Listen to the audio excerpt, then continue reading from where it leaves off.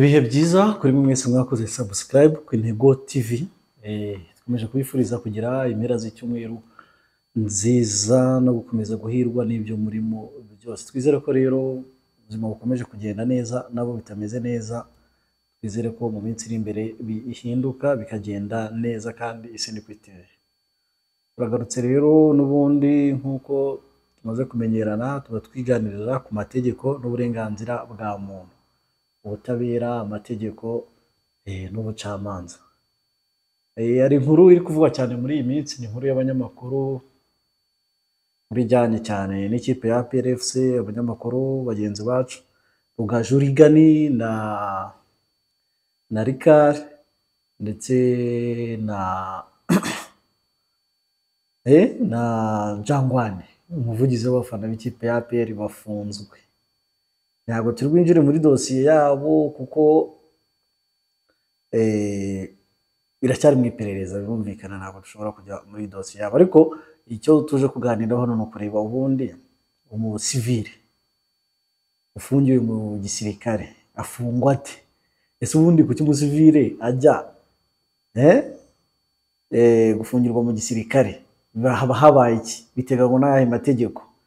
Ese ubundi igihe cyose umusirikare akoranye icyaha n'umusivile bose bajyayo? Ni ryari umusivile ashobora gukorana icyaha n'umusirikare ariko ntibaburanire bose mu nkiko za gisirikare, ntibanafunganwe?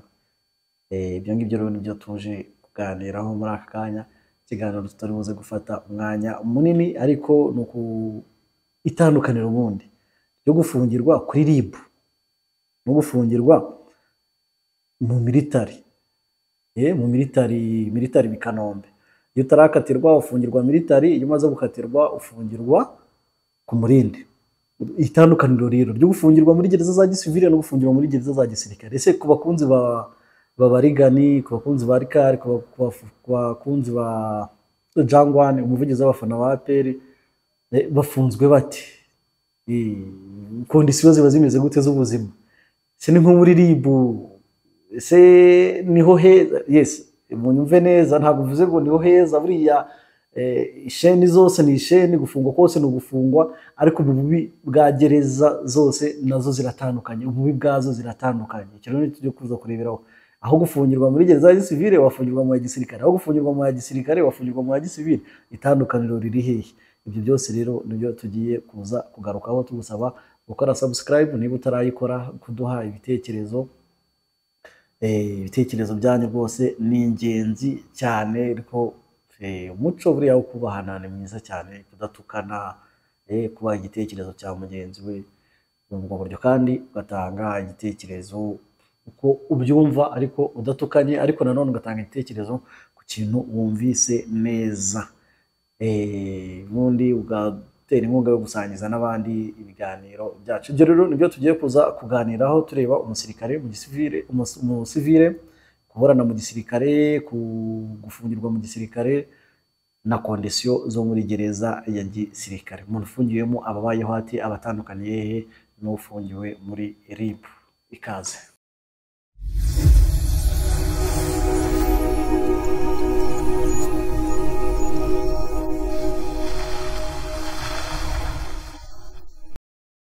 Murakoze cyane rero, nkuko twari tumaze kubivuga, reka duhere kuki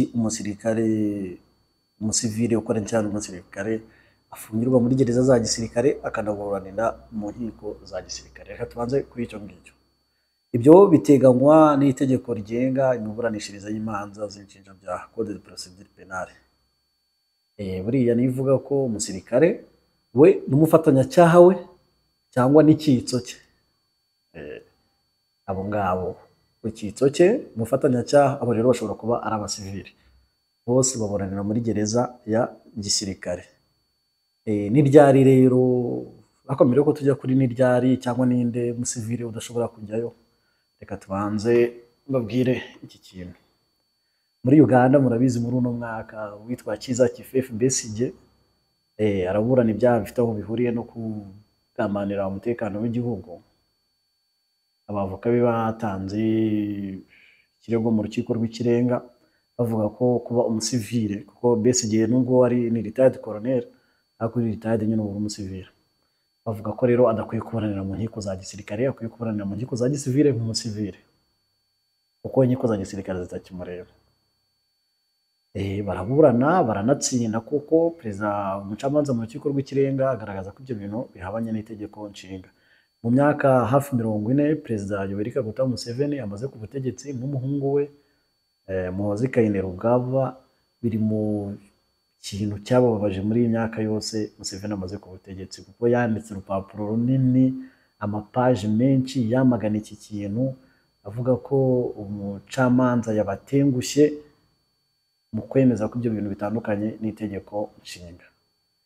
Icyakurikiyeho rero ubutegetsi muri Uganda bwakoresheje ubundi buryo busubiza itegeko rishya mu nteko ishinga amategeko, bajya gutora ko umusivile nawe ari ibyaha yakora akajya kuburanira mu nkiko za gisirikare. Amakuru avuga ko kugira ngo iryo tegeko ricemo mu nteko ishinga amategeko ya Uganda, umudepite wese yaba yarahawe miliyoni 100 z'amashiringi ya Uganda. Ibyo ni byagiye bivugwa mbere yuko iryo tegeko ritorwa. Urumva ko kuburana umusivile kuburanira mu nkiko za gisirikare no gufungirwa mu nkiko za gisirikare ni ibintu n'ubundi bigenda bigarukaho ari deba hano mu karere. Ako karagaciyemo kugira ngo mwumve ko nyine ni bisanzwe cyangwa ni bidasanzwe bitewe naho uri. Ubu ngubu rero barabyemeje Uganda, umusivile wakora cyane umusirikare cyangwa umusivile ushinzwe ibyaha byo gutunga imbunda kugira gute ngo babiburanira mu nkiko za gisirikare. Katwigarukira hano mu Rwanda rero barumvise ko umusirikare akoze icyaha akagifatanya umufatanyacyaha we akaba umusivile, cyangwa icitso muri icyo cyaha kikaba umusivile, abo bose baburanira mu rukiko rwa gisirikare. Baburana mu rukiko rwa gisirikare iyo bakurikiranwe bafunze, birumvikana baba bafungiwe muri gereza ya gisirikare. Iteka rero rya Minisitiri w'Umutekano niryo rigena aho abasirikare bafungirwa. Uko twabigarutse rero mu Rwanda, gereza ebyiri zihari, hari military police aho ifungira i Kanombe, hari mu Busanza, hakaba no ku Murindi. Ku Murindi hajyayo abakatiwe. Niba umva ku military police handi Kanombe uhagereranye no muri RIB, mu gihe wa muntu akiri muri RIB muri ya minsi 5-10. Tukiri kuvuga rero ku minsi 5 imwe ya RIB n'iminsi 5 y'ubushinjacyaha, no ku basirikare naho procedure ni imwe. Tazo kumva ngo biratandukanye. Ariko ku basirikare n'abasirikare uhazamo ikindi kintu, ushobora kugufata bakabanza bakagufunga gihe bakabyita discipline, ko ari discipline igufunze. None wava muri discipline bakabona dosiye yawe kwishyikiriza ubushinjacyaha. Rero nta niyo mpamvu bigoye kuba wavuga ngo uyu muntu yafungiwe muri gereza ya gisirikare cyangwa uyu musirikare yafunzwe binyuranyije n'amategeko kuko ya minsi 5 yarenze. Mu gisirikare biragoye. Icyo nacyo ngira ngo kirasobanutse. Tujye ku kindi. Ku bushinjacyaha, igisirikare kigira ubushinjacyaha bwihariye bwacyo, kikagira n'ubugenzacyaha. Ahanini abagenzacyaha mu gisirikare ni bano ubona ba military police. Muri military police niho harimo igice cy'abagenzacyaha. Umusivile cyangwa umusirikare ufungiye muri gereza za gisirikare cyangwa ugiye kuburanirayo ashobora kunganirwa n'umwavoka w'umusivile. Ari umusirikare kunganirwa n'umusivile. Yego, icyo nacyo kirasobanutse. Noneho rero ni ryari umusirikare ashobora gukorana icyaha n'umusirikare, cyangwa umusirikare ashobora gukorana icyaha n'umusivile ntibaburanire bose mu rukiko rwa gisirikare, cyangwa bombi ntibanafungirwe muri gereza za gisirikare. Ahambere ho wahita ubyiyumvisha yakoranye icyaha n'umwana, cyangwa icyitso cye umufatanyacyaha ari umwana, cyangwa icyitso muri icyo cyaha ari umwana. Aho bose bihita bitandukana, ruhita rubuca abana. Umusivile w'umwana akajya kuburanira muri cemba iburanisha abana mu rukiko rwisumbuye, umusirikare agakomeza ibye mu rukiko rwa gisirikare. Undi wa kabiri bashoboye kumenya, hari abantu baba bafite ubudahangarwa bataburanishwa, kubafata biba bigoye. Icyo gihe nawe iyo bibaye umusirikare aburana wenyine akaburanira mu nkiko za gisirikare, umusivile agakomeza akidegembya. Kabiri.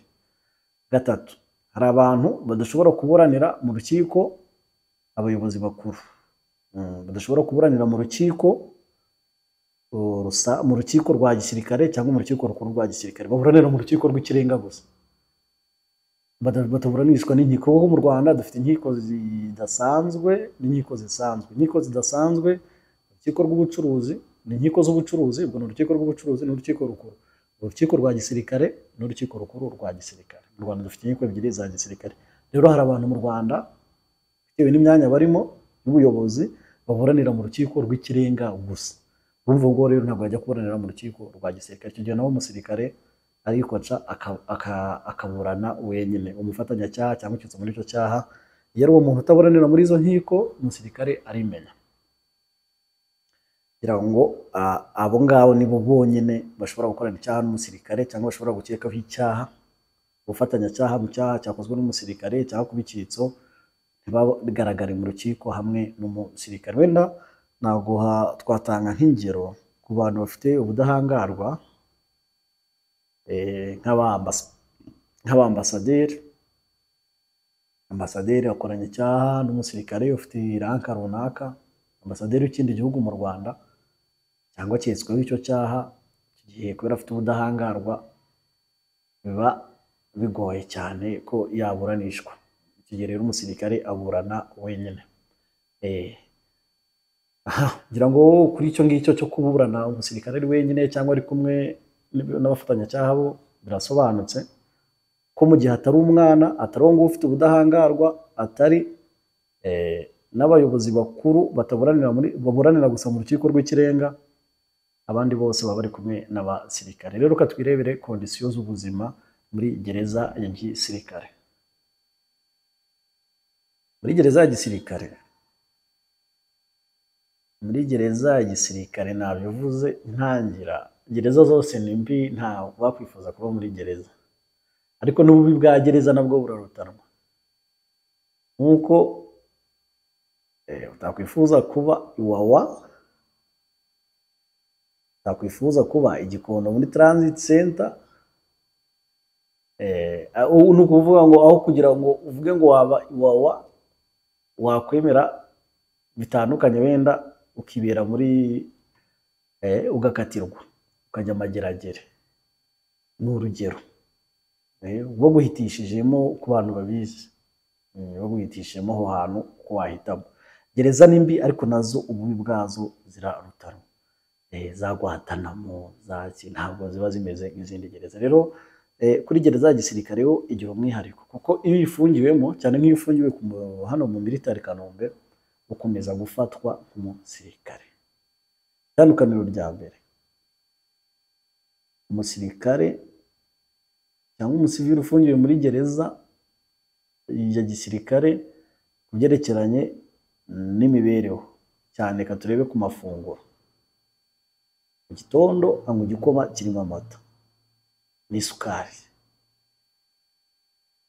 akarya ifunguro rya mu gitondo ho ni formule, sinzi aho iva, ni ibigori, inkoko n'ibishyimbo, ariko byo bimeze neza rwose, bikaranze, biri kuri standard, bimeze neza. Ibyo ni mu gitondo. Na nimugoroba nabwo bakaza kurya, barya umuceri, barya akawunga, barya ibirayi. Nimugoroba barahindura rwose, nk'uko nawe iwawe mu rugo uhindura bitewe n'ubushobozi buhari. Ariko bo barya ibigori, byo n'itegeko mu gitondo, ariko nimugoroba barahindura rwose, bakarya ibiryo byose bishoboka. Kandi ho ntabwo bapima kuri quantity, ngo ni igikombe kimwe cy'ibigori, ngo ni igikombe kimwe cy'ibishyimbo. Biterwa n'uko igifu cyawe kingana rwose.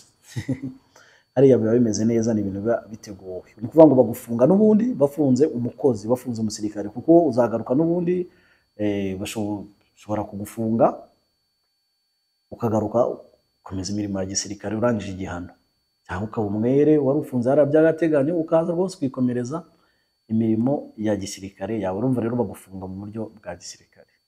Tujye rero kuri gahunda zabo ko ziba zimeze. Ni ukuvuga ngo mu gitondo ubyuka ni 11:00, ukajya mu myitozo ngororamubiri. Uri umusivile, uri umusirikare uhafungiwe, icyatuma utayijyamo ni ukuba urwaye gusa. Ariko imyitozo ngororamubiri iraba ikaba nk'isaha cyangwa isaha n'igice. ya gisirikare, ukirukanka ugakora amakere ukagira gukora imyitozo ya gisirikare. Gisirikare kugira ngo utakibagirwa. Ni ukuvuga ngo n'aba barigani barikari iyo myitozo nabo barayikora mu gitondo. Ni abasitari cyangwa bitewe na sitati, ariko mu gisirikare murabizi ko itegeko ryubahirizwa ku bantu bose. Iyo bavuyeyo muri iyo siporo nibwo baza bagakaraba bakitegura bagahita gufata rya funguro rya mu gitondo barifata kare.